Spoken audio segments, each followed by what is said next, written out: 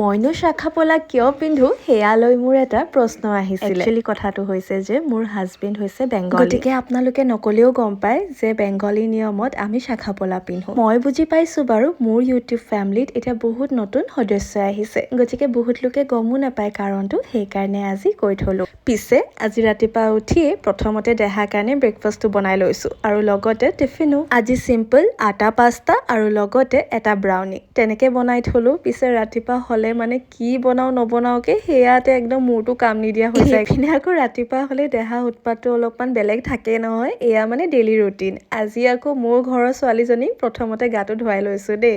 দেউতাক থাকিলে আগতে দেউতাকে ধুৱাই, এতিয়া যিহেতু দেউতাক নাই গতিকে এই গা ধুৱাওতে মানে মোৰ অৱস্থাটো একদম বেয়া হৈ যায়। সপ্তাহত 2বাৰ মানে ধুৱাব পাৰো। আৰু মাৰ কাৰণে এটা ধুনীয়া শাৰী দিছিলো, কিন্তু ভাবিছো যে এয়া ময়ে ৰাখি থওঁ। মোৰ এনিভাৰ্চাৰী আহি আছে ন, বোলো তাতে পিন্ধি ল'ম নে কি কোৱা। পিছে এতিয়া দেহাক দেখা পালো যে হোমৱৰ্ক কৰি আছে। আজিকালি দেহা মানুহ বৰ অভ্যাসটো ভাল হৈছে, প্ৰথমতে স্কুলৰ পৰা আহিয়ে নিজৰ হোমৱৰ্কটো কৰি লয়। ক'ব লগা দেখো নহয়, ডাঙৰ হৈ গৈছে ন ল'ৰা। আৰু এতিয়া দেহাক ভাত পানী দি আকৌ এইবোৰ ব্যস্ততাত নিজৰ চুলি ধুবলৈ পাহৰি গৈছিলো, সেয়াকেও ধুই আহিলো। তেতিয়ালৈ আকৌ দেখা পালো মায়ে আকৌ কঁঠাল বনাই আছিলে। মানে দেহা মানুহৰ কাৰণে সকলো বস্তু বনোৱা হৈছিলে, কিন্তু মই ভাল পাওঁ বুলি স্পেচিয়েল মায়ে কঁঠালৰ মুচি বনালে।